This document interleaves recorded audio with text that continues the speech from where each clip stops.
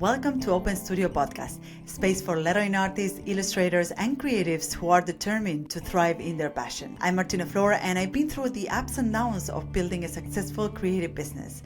From struggling to make ends meet to achieving my dream of becoming an award-winning lettering designer, I've learned valuable lessons along the way. Now, I'm here to share those lessons, strategies, and tips so that your journey can be smoother. Whether you're looking to turn your passion into a career or want insights to boost your creative business, this podcast is your guide. Join me on the Open Studio Podcast and let's make your creative dreams a reality.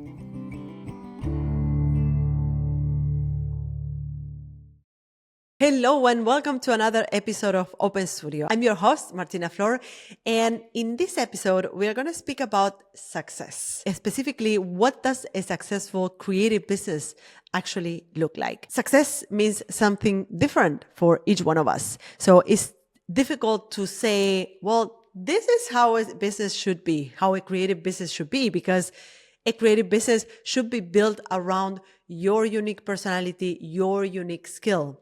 However, I believe that there are certain timeless principles that a creative business should cover that we're going to touch on this episode. And by knowing and understanding these principles, you will be able to evaluate whether you are running a successful creative business or whether you need to improve certain of these essential and timeless elements that we are going to talk about in this episode. So whether you're a lettering artist, a graphic artist, illustrator, graphic designer, this episode is for you. Before we jump in, I want to let you know that registrations for the Big Leap, my business group coaching program, are now open. And this is an opportunity to join this program and take your creative business to the next level.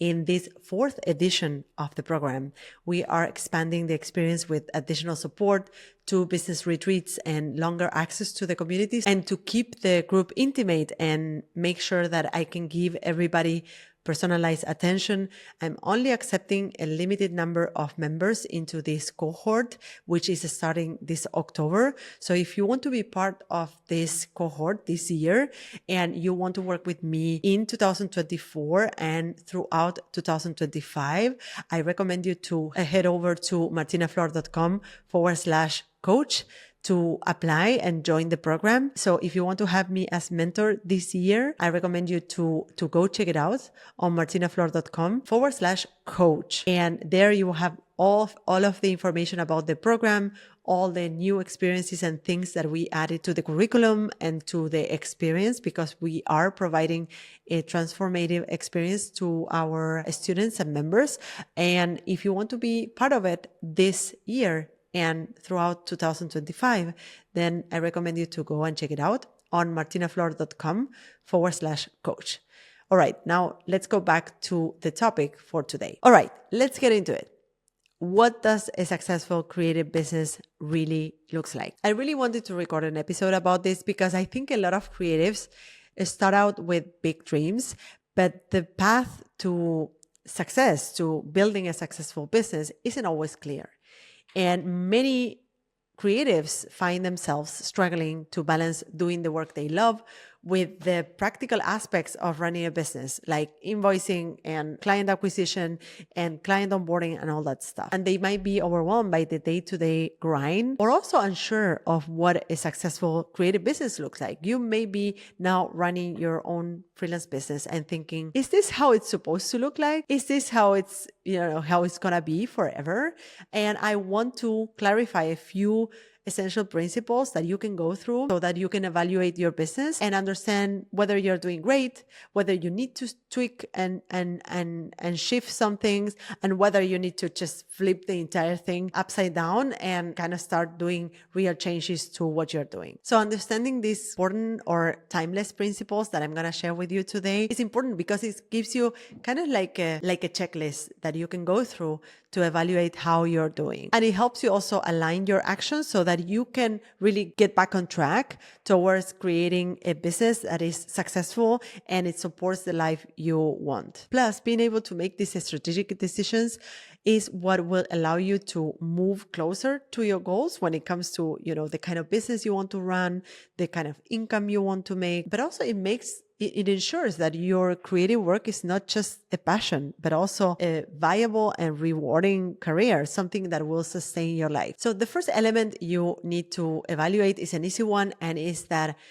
a successful creative business should allow you to do the work you really love. This is the first element. And if you're doing the work you love, then you are on the right path. It's not just about any work, it's about work that excites you and also aligns with your passions or your creative skills. So you're doing this if you're engaged in projects that you enjoy. You see yourself motivated, you see yourself being creative and feeling also more creative and successful. So that's the number one thing you can check on the list. Am I doing the work I love? Is this something that really lights me up? Do I feel motivated to do it? If the answer is yes, then you're on the right track. A successful creative business also supports the life you want. If you want to have space in your life or autonomy or work half-time or whatever it is that means for you, this business that you're building should support that life.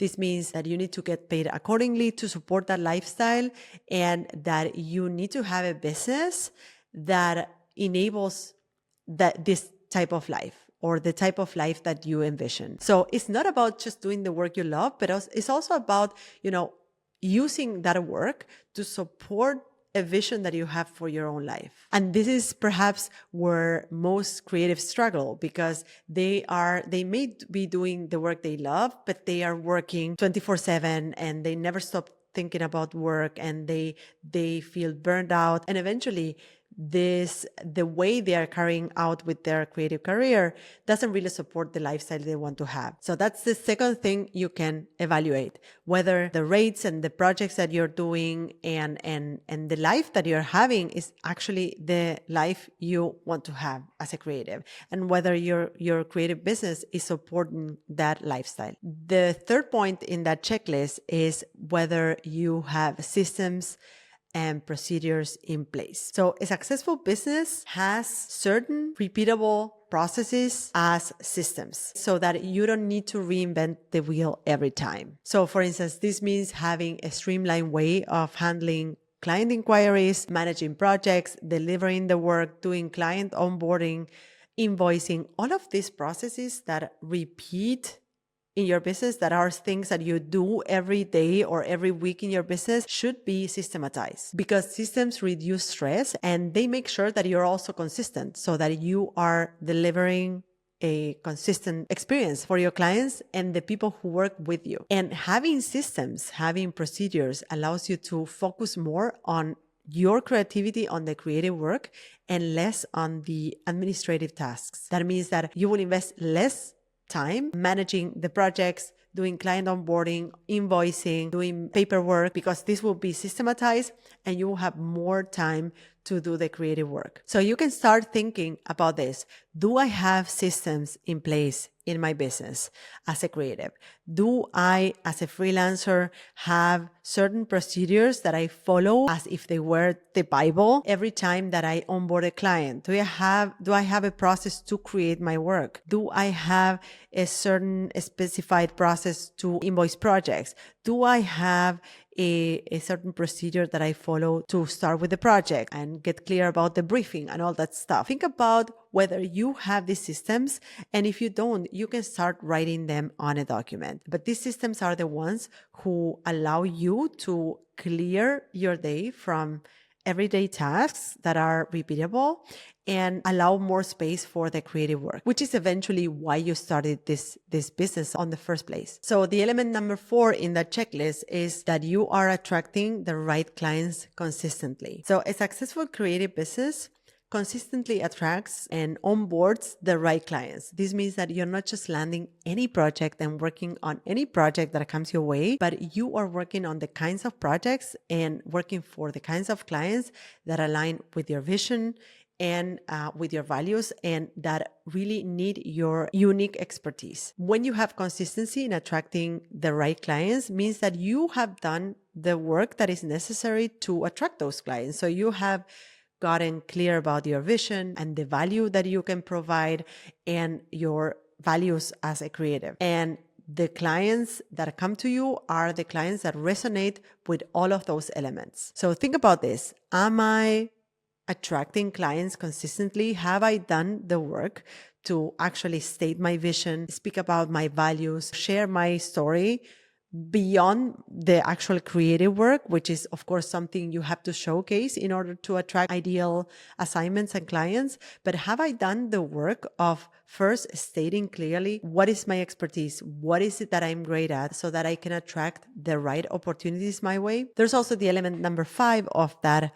checklist. You are giving those dream clients that you're attracting, you're giving them an amazing experience. So you're delivering an amazing experience to your clients, which is really important. From the first contact to the final delivery, every interaction should reflect who you are as a professional. Remember that, and we spoke about this in episode number 163, which is, delivering great work is not only about delivering just beautiful artwork, which I'm sure that you do, but it's also about delivering a positive experience for your client. And delivering that positive experience not only leads to repeating business, so those clients coming back, but also to referrals. So those clients recommending you to other clients that are also your dream clients. So think about this. Okay, am I attracting the ideal clients? And as a second step, when I do, am I giving them an amazing experience? How can I go above and beyond to provide not only great work, great creative work, but also a great experience? And step number 6, and I strategically put it at the end of this checklist, to have a successful creative business, you have to consistently deliver your best work. This means that you're not just meeting expectation, but really surpassing them. You are delivering work that serves your ideal clients and that is outstanding. And this also relates with the previous steps in this checklist, which is, to deliver your best work, you have to be also delivering an amazing experience, but also attracting the right projects. Because if you're not attracting the right projects, those dream clients, you're not working on your genius zone. So if you're not working on your genius zone, how can you deliver your best work? You can only deliver your best work when you're working on projects that really align with your core expertise and your core creative skill. So let's go through that checklist of how a successful creative business looks like, so that you can evaluate all of these points on your own freelance business. So number 1, you're doing the work you love. Are you doing work that lights you up? Are you feeling motivated to do that work? If that checks out, then great, you're doing great. Number 2, is it supporting the life you want? Is it supporting the amount of space, time, autonomy that you want to have in your life? Is this business supporting that? And are you having the life you really envision for yourself?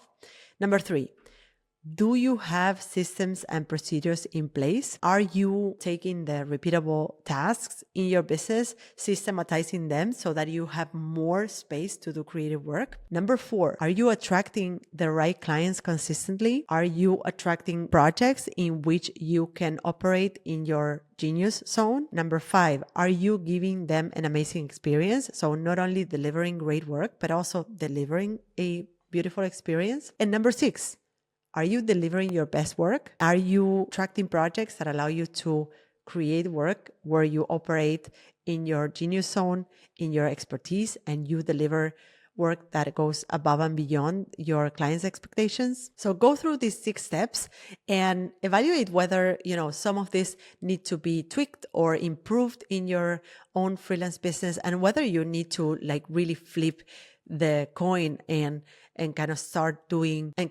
working on each one of these points. So that's it for today. I hope you enjoyed this episode and that this gives you a clear picture of what a successful creative business looks like, so that you can start evaluating whether you are in the right track or what are the things and shifts you need to do to kind of get back on track and build the business of your dreams. And before we wrap up, I want to remind you that the Big Leap, my business group coaching program is open for registrations, and it's going to be open for another week. So if you want to be part of this year's cohort and throughout 2025, so if you want to have me as your mentor and join our community for the rest of 2024 and 2025, then I invite you to go to martinaflor.com/coach. And there you will find all of the information about the program and how to join. I'm taking a limited number of members into the cohort so that I can give them personalized support so that we can keep the group intimate. So if you want to be part of this year's cohort, I recommend you to go to martinaflor.com/coach. And if you have questions about the program, hit me up on Instagram and I will answer all of those questions. Have a beautiful week. Thank you so much for joining today's session, and I hope to see you on the next episode of Open Studio. Bye-bye. So this is it. I hope you loved this episode. You can find me, the host of the show, on social networks at Martina Flor on Instagram, Twitter, and Facebook. If you have a question or comments, go to martinaflor.com/podcast, where you can see previous episodes, find show notes, and send voice memos with your comments and questions. You can also watch these episodes on YouTube. Just go to martinaflor.com/YouTube to find them. You can, of course, listen to all our episodes on your favorite podcast platform. If you loved this episode, subscribe to this podcast. And if you leave us a review, it will help others find us. Thank you all for listening, and see you in the next episode of Martina Flor's Open Studio. Bye-bye.